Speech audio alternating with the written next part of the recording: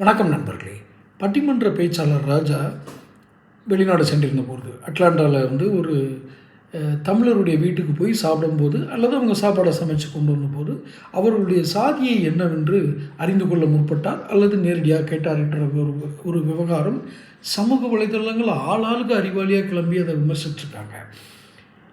நான் ஒரு விஷயத்தை தான் ரொம்ப ஆச்சரியமாக பார்க்குறேன். எனக்கு வந்து பட்டிமன்ற பேச்சாளர் ராஜாவை வக்காலத்து வாங்கணும், அவர் அப்படி கேட்டாரா இல்லையா, அவர் நல்லவர் அப்படியெல்லாம் கேட்க மாட்டார் அப்படின்லாம் நான் சொல்ல வரல. முதலில் நீங்கள் கண்டிக்க வேண்டியது, பட்டிமன்ற ராஜா பேசினாலும் பேசாட்டியும் நமக்கு ஒன்றும் அஃபெக்ட் இல்லை. நான் உங்களுக்கு எனக்கு தனியாக சொல்கிறேன், நமக்கு எதுவுமே எஃபெக்ட் இல்லை. அவர் பட்டிமன்றத்தில் பேசினாலும் சரி, இல்லை அவர் பேசாமல் போனாலும் சரி, அவருக்குமே நஷ்டம் இல்லை. அவர் ஏதோ ஒரு வங்கி ஊழியர், அவர் நேரம் பென்ஷன்லாம் வாங்கிட்டு தான் உட்காந்துருப்பார். ஆனால் நம்மை மிகவும் பாதிக்கக்கூடிய ஒரு விஷயம் என்னென்றால் சமூகம், அரசியல். சமூகத்திலும் சரி அரசியலிலும் சரி சாதியை கேட்காத ஒரு ஒரு விஷயம் இருக்குன்னு நீங்கள் சொல்லுங்கள் பார்ப்போம்.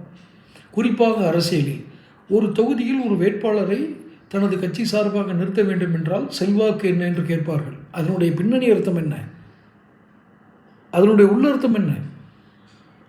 நீங்கள் செல்வாக்கு என்றால் எவ்வளவு மரம் நட்டிங்க, எவ்வளோ குளம் வெட்டினீங்க, எத்தனை பேருக்கு கல்வி உதவி பண்ணீங்க, இல்லாதவங்களுக்கு எவ்வளோ உதவி பண்ணீங்க, ஏழைகளுக்கு எவ்வளோ சாப்பாடு போட்டீங்க அப்படிங்கிறதா? செல்வாக்கு என்பதே இங்கு சாதி.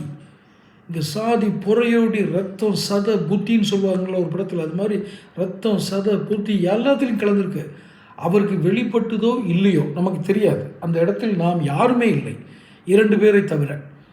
ஒன்று ராஜா, இன்னொன்று அந்த சாதியை கெட்டதாக சொல்லப்படுகிற பெண். இதை நான் வந்து சரி பண்ணி இதை பூசி மெழுகெல்லாம் செய்யலை. ராஜாவுக்கு வக்காலத்து வாங்கலை, திரும்பவும் சொல்லிக்கிறேன். ஆனால் ஒரு வேட்பாளருக்கு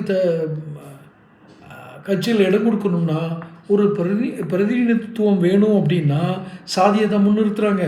கல்விக்கு சாதியை தான் முன்னிறுத்துகிறாங்க. நீங்கள் வேலை வாய்ப்புன்னா சாதியை தான் முன்னிறுத்துகிறாங்க. சமூகத்தில் இதெல்லாம் அன்றாட ஒவ்வொருத்தரும் கேட்டுட்டு இருக்கிறது தான். உங்கள் பேர் என்ன அப்படிங்கும்போது இந்த ஸ்கேனிங் பார்வை இருக்கும். அந்த வியூ வந்து ஸ்கேனிங்கில் தான் இருக்கும். எந்த ஊர், இந்த ஊரும் பேரும் வச்சுக்கிட்டு ஓரளவுக்கு வந்து அந்த முகத்தோற்றம், அந்த பாடி லாங்குவேஜ் வச்சு ஓரளவுக்கு சில ஆட்கள்லாம் வந்து ஜாதியை கணிச்சிருவாங்க. அப்படிப்பட்ட சூழல் தான் தமிழ்நாடு முழுக்க இருக்குது. இதில் பட்டிமன்ற ராஜா மட்டும் என்ன விதிவிலக்கு பண்ணுங்கள், எல்லோரும் செஞ்சதுனால அவர் செஞ்சது சரின்னு நான் சொல்ல வரல. ஆனால் நீங்கள் அவரை மட்டுமே கார்னர் பண்ணும்போது வேறு ஏதோ நோக்கம் இருக்குதுன்னு தான் தோணுது. அன்றாடம் எல்லா செயல்களிலும் எல்லா இடத்திலும் அரசியல் சமூகத்தில் சாதி இருக்கிறது இல்லைன்னு சொல்லுங்கள்.